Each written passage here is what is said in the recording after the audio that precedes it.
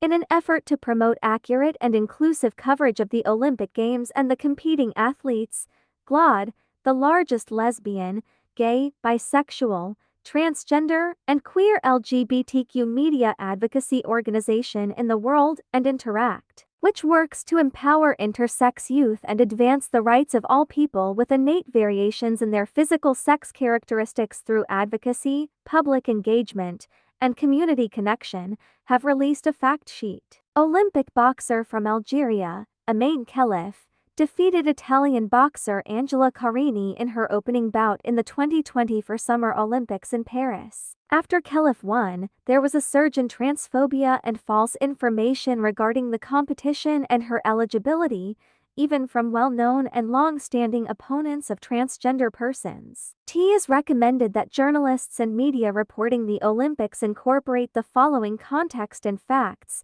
which can be attributed to GLAAD, Interact, and Athlete Ally. Imane Khelif identifies as cisgender. Imane Khelif does not identify as intersex and is not transsexual. There have been unfounded claims regarding Imane Khelif's sex traits, also known as variations in sex traits or differences of sexual development (DSDs), since she was allegedly disqualified from the 2023 International Boxing Association (IBA) Championship due to an unclear gender eligibility test, which has different eligibility criteria than the IOC. A collection of disorders known as DSDs are related to hormones, DNA, and reproductive systems. The NIH reports that some individuals with DSDs may have sex chromosomes other than XX or have high testosterone levels despite having been reared as females. Differentiating between transgender athletes and athletes with changes in their sex traits, or DSDs, is important. To conflate the two is untrue. A collection of disorders known as DSDs are related to hormones, DNA, and reproductive systems. The NIH reports that some individuals with DSDs may have sex chromosomes other than XX or have high testosterone levels despite having been reared as females. Differentiating between transgender athletes and athletes with changes in their sex traits, or DSDs, is important. To conflate the two is untrue. Imane Khelif's variation in sex characteristics or DSDs is unverified. As stated by the Associated Press and NBC News, IBA Umar Kremlev, the president of Russia, asserted that the two athletes' disqualification from the World Championship was due to their XY chromosomes, as revealed by DNA test findings. High testosterone levels in Khelif's system were also mentioned by the IBA. Since then, the IBA's status as the World Boxing Organization has been revoked. The IOC does not acknowledge the IBA. Imane Khelif complied with the IOC's eligibility rules in order to compete in the 2024 Olympic Games in Paris. Everyone competing in the women's category is complying with the competition eligibility rules, said Mark Adams, a spokesman for the IOC. Imane Khelif competed in several women's competitions as well as the Tokyo 2021 Olympics. Imane Khelif speaks for Algeria, a nation that has no known legal framework for gender recognition, explicitly prohibits freedom of speech, and criminalizes consenting same-sex partnerships. Another Olympic boxer under criticism, Yu-ting, was eliminated from the IBA championship due to an unclear gender eligibility test the previous year. Yu-ting fulfilled all requirements and participated in the 2021 Olympics. According to the Olympic Charter, participation in sports is a human right. Another Olympic boxer under criticism, Yu-ting, was eliminated from the IBA championship due to an unclear gender eligibility test the previous year. Yu-ting fulfilled all requirements and participated in the 2021 Olympics. According to the Olympic Charter, participation in sports is a human right. The IOC reiterates how important it is to be inclusive and non-discriminatory. Athletes who meet all eligibility requirements and are able to compete should have a safe, friendly, and inclusive environment in sports. Since at least the 1930s, transgender and intersex athletes have participated in international sports. Because white essentialism and supremacy narrowly define femininity, transphobic rhetoric frequently targets cisgender women of color, like Caster Semenya and Serena Williams. Due to charges that they are not truly women, these women are scrutinized and stigmatized since their bodies do not fit Eurocentric ideas of what constitutes a feminine appearance. This is a reflection of a larger cultural trend that polices the bodies of women of color,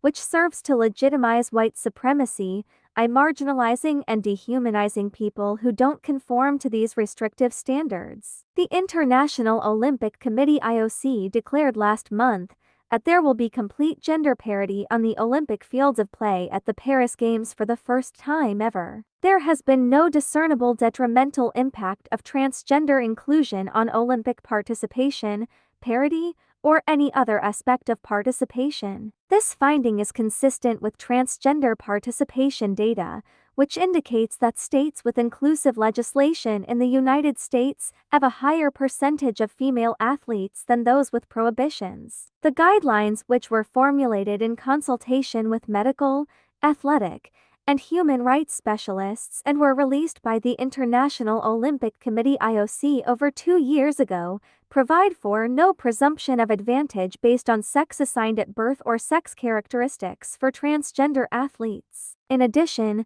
the IOC has recommended guiding principles that all sport federations should adhere to, which including athletes of all gender identities, developing regulations using an evidence-based methodology, preventing athletes from needlessly having treatments or procedures in order to qualify. The Paris 2024 Games will feature around 200 LGBTQ athletes competing from around the globe. A media guide on reporting on transgender and non-binary athletes was produced by the IOC. Along with committing to parity in its broadcast production, the Olympic Broadcast Services has also promised to correctly, honestly, and inclusively cover all athletes and gender identities. This involves appointing about 35 female commentators for Paris 2024 and making sure that senior staff and venue development teams are equally represented by gender. We support every woman's right to engage in sports, even those who are born with chromosomal or hormonal differences that affect their sex characteristics. It is disheartening to witness hatred directed at Olympic competition, which ought to be a jubilant commemoration of exceptional athletic prowess. Imane Khelif's victory at the Paris 2024 Olympics ought to be celebrated for her and her nation, but regrettably, hate speech, false information, and transphobia have tainted the event. Imane does not identify as intersex and is not transsexual. These are the details.